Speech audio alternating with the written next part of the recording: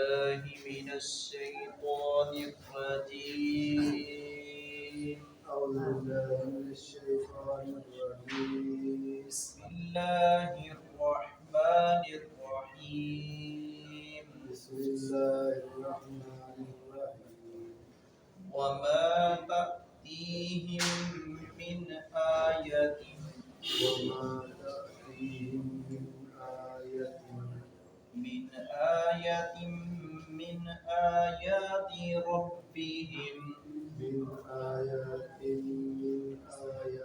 ربهم إلا كانوا عنها مؤرزين.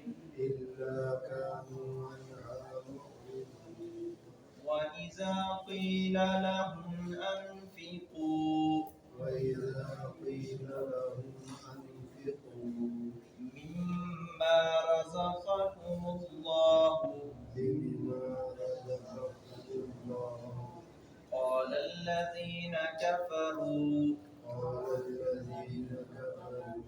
للذين آمنوا أنطعم من لو يشاء الله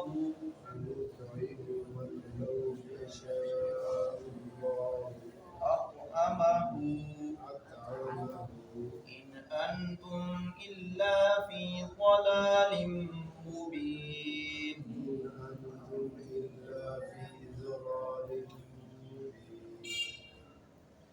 اللہ تعالیٰ نے کافروں اور منکرین کے رویے کا تذکرہ کیا ہے کہ ایک تو یہ ہے کہ وہ اللہ رب العزت کی آیات سے اعراض کرتے ہیں، منہ پھیرتے ہیں. زمین و آسمان کا اللہ رب العزت نے تذکرہ کیا ہے اور اس کے اندر مختلف نعمتوں کا تذکرہ کیا جن سے ہم کئی ایک فوائد حاصل کرتے ہیں. اور پھر فرمایا کہ کوئی بھی نشانی آتی ہے کہ ان کا رویہ یہ ہوتا ہے کہ بس میں نہ مانوں، یہی بس ان کی زبان پر ہے اور انکار کرتے چلے جاتے ہیں اور بڑی ٹھٹائی کے ساتھ انکار کرتے ہیں. اور پھر انکار کرنے کے بعد پھر بھی یہ سمجھتے ہیں کہ ہم حق پر ہیں اور مسلمانوں کو باطل پر سمجھتے ہیں. اس میں باقاعدہ طور پر یہ الفاظ ہیں، آگے اللہ رب العزت نے تذکرہ کیا ہے کہ جو اللہ نے تمہیں رزق دیا خرچ کرو. پھر یہ خرچ کرنے والوں کو کہتے ہیں صرف اپنے آپ کو بچانے کے لیے کہ کہیں ہمیں خرچ نہ کرنا پڑ جائے، حالانکہ غیر مسلم بھی ان کے بھی کئی ایک ادارے خدمت خلق کے ہیں، لیکن صرف اللہ رب العزت کی ذات کا انکار کرنے کے لیے اللہ رب العزت کی ذات پر اعتراض کہ لو جی اللہ رب العزت نے غریب بنائے ہیں تو پھر رب چاہتا تو غریب ہوتے ہی نہ. رب نے یہ کیا ایک سسٹم ہے نعوذ باللہ اس طرح کے اعتراضات کے جی آپ اس کو رزق دیں، ہم کیوں دیں، اللہ خود ہی کھلا دے، اللہ خود ہی پلا دے. یہ ان لوگوں کے اس طرح کی فضول قسم کی کٹ حجتیاں اور ان کی باتیں اللہ رب العزت نے اس کا تذکرہ کیا ہے. تو یہ اللہ رب العزت کی مشیت اور رضا ہوتی ہے. اللہ ایک رضا ہوتی ہے، ایک مشیت ہوتی ہے. مشیت میں ہر اچھی بری چیز آتی ہے کہ یعنی کہ اللہ رب العزت اگر کسی سے ناراض ہے یا کسی کو پسند نہیں کیا تو وہ اللہ رب العزت کی نظروں سے گر گیا، وہ در در کی خاک چھان رہا ہے. ایک وہ ہے جو اللہ رب العزت نے اس کو پسند کیا ہے، اللہ اس پر راضی ہے وہ بھی انسان ہے، وہ بھی انسان. ایک در در کی خاک چھان رہا ہے، دوسرا توحید پرست ہے، لیکن ایک کے ساتھ اللہ رب العزت کی رضا ہے، دوسرے کے ساتھ اللہ رب العزت کی رضا نہیں ہوا. اللہ رب العزت کی چاہت سے ہے، وہ اللہ رب العزت کی نظروں سے ایک گر گیا ہے، ایک اللہ رب العزت کا محبوب بن گیا ہے. تو اللہ رب العزت نے یہ دنیا کا نظام بنایا، نہ سارے غریب ہیں نہ سارے امیر ہیں.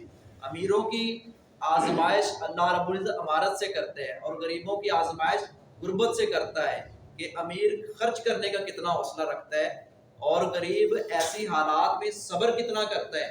یہ اللہ رب العزت نے اس طرح کی ایک تقسیم کر رکھی ہے، وگرنہ اللہ رب العزت جو ہے وہ ہر قسم کے عیوب و نقائص سے پاک.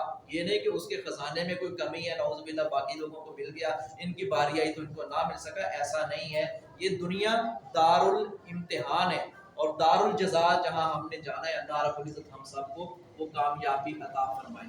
وما تأتیہم اور نہیں آتی ان کے پاس من آیت کوئی نشانی من آیات ربہم ان کے رب کی نشانیوں میں سے. آیا ایک نشانی کو کہتے ہیں، آیات تھوڑا سا ہم لمبا کریں گے معنی میں فرق پڑ جائے گا. یہ ایک نشانی ہے آیات زیادہ نشانیاں جمع کا لفظ ہے، اس لیے جب ہم قرآن پاک پڑھیں تو غور سے پڑھا کریں اور توجہ کیا کریں زبر زیر کھڑی زبر کھڑی پیش کیے، ان چیزوں کی علامات کی حرکات کی ہمیں پہچان ہونی چاہیے اور قرآن پاک کو خوبصورت انداز سے پڑھیں۔ اللہ رب العزت میں کوئی بھی نشانی آتی ہے رب کی طرف سے، رب کی نشانیوں میں سے الا کانوا عنہا معرضین، مگر وہ ہوتے ہیں اس سے اعراض کرنے والے، ان کا رویہ اعراض کرنا ہی ہوتا ہے، ان کا رویہ نظر انداز کرنا اور انکار کرنا ہوتا ہے۔ وَإِذَا اور قیل، جب کہا جاتا ہے لہم ان سے، انفقوا تم خرچ کرو، ان منکروں سے ان کافروں سے جب کہا جاتا ہے کہ تم خرچ کرو، مما اس میں سے رزقکم اللہ جو رزق دیا تمہیں اللہ نے، قال الذین کفروا تو کہتے ہیں وہ لوگ جنہوں نے کفر کیا، للذین آمنوا ان لوگوں سے جو ایمان لائے۔ اللہ رب العزت یہاں تذکرہ کیا ہے کہ خرچ کرو، جب ان کافروں سے کہا جاتا ہے خرچ کرو، یہاں مفسرین نے ایک نقطہ بیان کیا ہے کہ نبی کریم صلی اللہ علیہ وسلم صرف توحید کی دعوت نہیں دیتے تھے، آپ صرف رسالت کی دعوت نہیں دیتے تھے، نبی صلی اللہ علیہ وسلم ان کافروں کو ساتھ ساتھ نماز کا حکم بھی دیتے تھے۔ آپ مرو الصلاۃ والزکوٰۃ والصلہ والعفاف، صحیح بخاری کی روایت ہے کہ نبی صلی اللہ علیہ وسلم ان کو نماز کا بھی، زکوٰۃ کا بھی، صلہ رحمی کا بھی، پاک دامنی کا بھی حکم دیتے تھے۔ جو مسلمان نہیں ہوتے تھے ان کو ان چیزوں پر بھی آمادہ و تیار کرتے، آئیں گے تو سنیں گے بات تو شاید اسی بہانے سے یہ توحید پرست بن جائیں گے۔ تو آپ صلی اللہ علیہ وسلم حکمت اور مصلحت سامنے رکھتے ہوئے یا لوگوں کی نبض شناس سے آپ جانتے تھے، آپ سب سے بڑھ کر حکمت والے تھے اور حکیم الامت تھے رسول اکرم صلی اللہ علیہ وسلم۔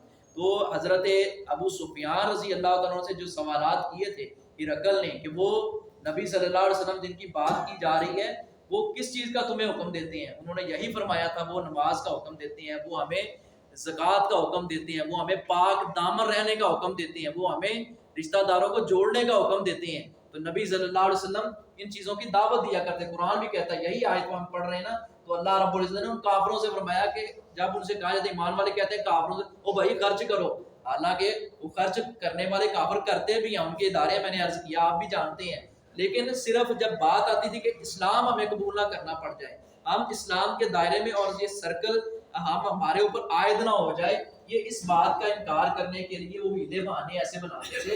قال الذین کفروا تو کہتے ہیں وہ کافر جنہوں نے قال الذین کفروا تو کہتے ہیں وہ لوگ کافر جنہوں نے کفر کیا، للذین آمنوا ان لوگوں سے جو ایمان لائے، جواباً ایمان والوں کو کہتے ہیں انطعموا کیا ہم کھلائیں، من لو یشاء